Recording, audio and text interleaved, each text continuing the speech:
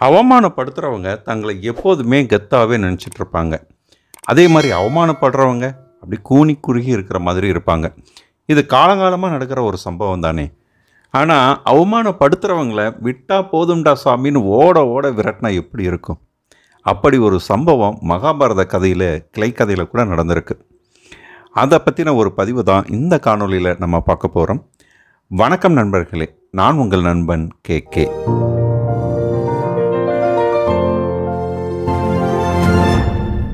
ஒரு முறை பாண்டவர்கள் விருந்துக்கு அழைச்சிருக்காங்க. அந்த விருந்தில் கௌரவர்களில் முக்கியமானவங்களாம் கலந்துருக்காங்க. வரிசலாக எல்லாருமே உட்காந்துருக்குறாங்க. துரியோதனன், துச்சாதனன் எல்லாருமே உட்காந்துருக்குறாங்க. திரௌபதி விருந்து பரிமாறிக்கிட்டே இருக்காங்க. அப்படியே ஒவ்வொருத்தராக சாப்பாடு போட்டு போயிட்டே இருக்கிறாங்க. கடைசியில் துரியோதனன் உட்காந்துருக்கான். அந்த துரியோதனனுக்கு சாப்பாடு பரிமாற போகிறாங்க.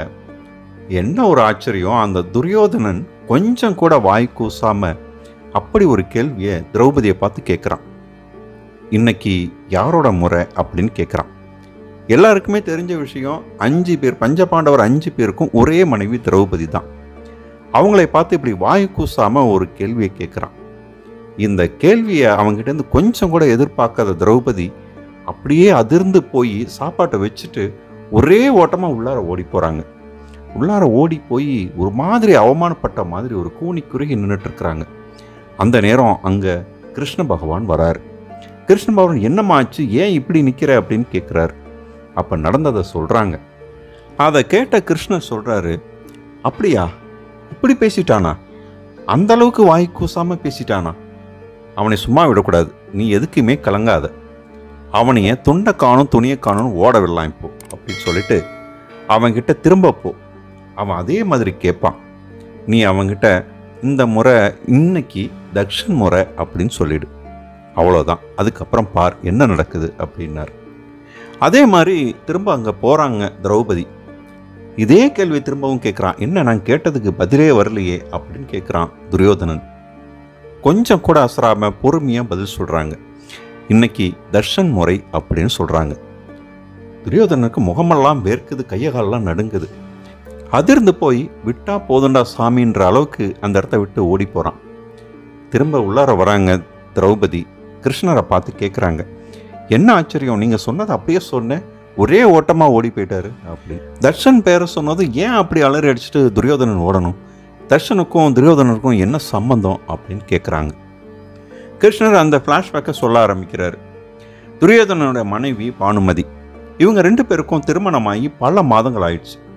ஆனாலும் பானுமதிக்கு துரியோதனன்கிட்ட இருந்து அன்பும் மன வாழ்க்கையோட பயனும் கிடைக்கல. இதை நினச்சி ஏங்கிக்கிட்டே இருந்த பானுமதி பல தெய்வங்களை வேண்டுறாங்க. ஆனால் துரியோதனோ பாண்டவர்களோட ராஜ்யத்தை அடையிறதுலேயே குறியா இருக்கான். பானுமதியோ கணவன் மேலே பயங்கரமான பக்தியில் இருக்காங்க. அதே மாதிரி அவங்க பல தெய்வங்களை வேண்டிக்கிட்டு இருக்காங்க, கணவனோட அன்பு நமக்கு கிடைக்கணும் அப்படிங்கிறாங்க. ஒரு முறை முனிவர் ஒருத்தரை பார்க்குறாங்க. அந்த முனிவர் என்ன செய்கிறாரு, ஒரு மூலிகை வேற, மகிமை மிகுந்த ஒரு மூலிகை வேற எடுத்து கொடுத்து அதை மந்திரிச்சு கொடுத்து இதை அரைச்சி பாலில் கடந்து துரியோதனுக்கு கொடுத்தாரு. அதுக்கப்புறம் பாரு, அவனுடைய அன்பு உனக்கு கிடைக்கும் அப்படின்னு சொல்கிறாரு. அது மாதிரி அந்த வேற எடுத்துகிட்டு வந்து ஒரு பௌர்ணமி அன்னைக்கு அந்த வேற அரைச்சி பாலில் கலந்து பல சுவைகளெல்லாம் கலந்து துரியோதனுக்காக காத்திருக்காங்க. துரியோதனன் வரான், ஆனால் மது அருந்திட்டு வரான். இந்த பாலை கொடுக்குறாங்க, ஆசையோடு கொடுக்குறாங்க, பானுமதி கொடுக்குறாங்க. அப்போ அந்த துரியோதனன் மது அறிந்திருந்ததுனால என்ன நடக்குதுன்னே தெரியாமல் அதை தட்டி விட்டுறான். அப்போ அந்த பால் கீழே விழுந்துருது. கீழே விழுந்த பாலை அங்கே இருந்த தட்சன் அப்படின்ற ஒரு நாகம் சுவைக்குது. உடனே அந்த மூலிகை வேரோட மகிமை அந்த தட்சனுள் மேலே ஏறிடுது.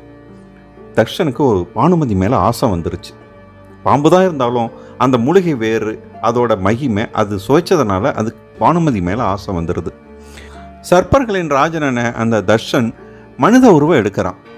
மனித உருவம் எடுத்து பானுமதி மேலே உள்ள ஆசையை சொல்கிறான்.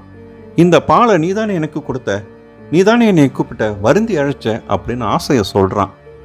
பானுமதி ஒரு உத்தமி, நடுங்கி நிற்கிறா. இதை பார்த்துட்டு இருந்த துரியோதனன் அப்படியே தர்ஷன் காலில் விழுறான். என்னால் தான் இந்த தவறு நடந்துச்சு, என் மனைவியோட கற்பை காப்பாற்று, அவளை எதுவும் செஞ்சிடாத அப்படின்னு காலில் விழுந்து கெஞ்சிறான். தர்ஷன் பாம்பு தான்னாலும் நேர்மையானவன். அதனால் பானுமதியோட கற்புக்கு களங்கம் விளைவிக்க விரும்பலை. அதனால் ஒரு கண்டிஷனோட அங்கிருந்து நகர ஆரம்பிக்கிறான். தெரிஞ்சோ தெரியாமலோ இந்த தவறு நடந்ததால் ஒவ்வொரு பௌர்ணமி அன்னைக்கும் தட்சன் அங்கே அந்தப்புறத்தில் இருக்கிற பாம்பு புத்துக்கு வர்றதாகவும் அப்போ வரும்போதெல்லாம் பானுமதி பால் ஊற்றி வணங்க வேண்டும் என்றும் கட்டளையிட்டான். அதேபடி துரியோதனனும் வணங்க வேண்டும் கட்டளையிட்டான். தர்ஷனோட கட்டளைப்படி ஒவ்வொரு பௌர்ணமி அன்னைக்கும் பானுமதி பாம்புக்கு பால் ஊற்ற போகிறாங்க. துரியோதனனும் அங்கே போய் வணங்கிட்டு வரான். இந்த விஷயம் பானுமதி, துரியோதனன், தர்ஷன் இந்த 3 பேத்தை தவிர வேறு யாருக்குமே தெரியாது. இதனால தான் நீ தர்ஷன் அப்படின்னு சொன்னதும் துரியோதனன் அங்கிருந்து நடுங்கி போய் ஓடி போனான் அப்படின்னு அந்த ஃப்ளாஷ்பேக்கை சொல்லி முடிக்கிறாரு.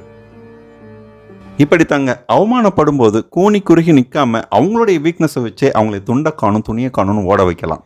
அதை விட அவமானப்படுத்துறது கெத்தே இல்லை அப்படின்னு நினச்சிட்டா கூட இந்த பிரச்சனைக்கு வேலையே இல்லை.